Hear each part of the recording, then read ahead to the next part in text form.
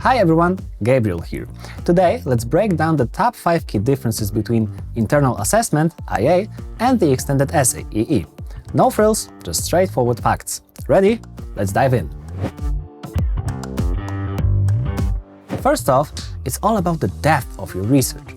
In the EE, the expectation is to dive deep into your chosen topic. You're writing one EE during your IB diploma program, so you're required to explore, analyze, and bring to light layers of information within your chosen subject. On the flip side, an IA is shorter and is more about demonstrating a focused understanding without delving into a very detailed exploration. Next on our list is the word count. The EE stands as the heavyweight champion with a 4,000 word allowance.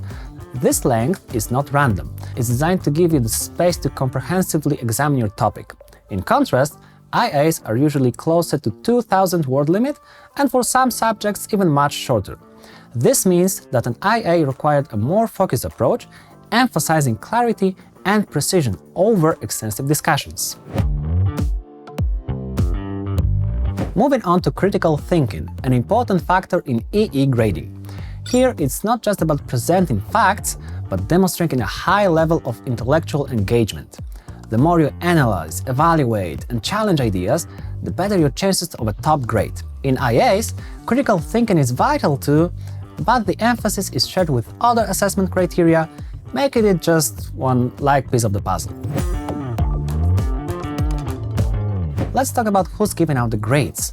With the IA, it's a two-step process. First, your teacher evaluates it, providing local insights, then a randomly chosen sample of the IA goes to the IB for external assessment, to make sure teachers grade the coursework properly. It's like your teacher is the local guide and the IB examiners are the global critics. On the contrary, the EE takes more direct route. It's completely in the hands of the IB examiners from the start, skipping the initial teacher assessment.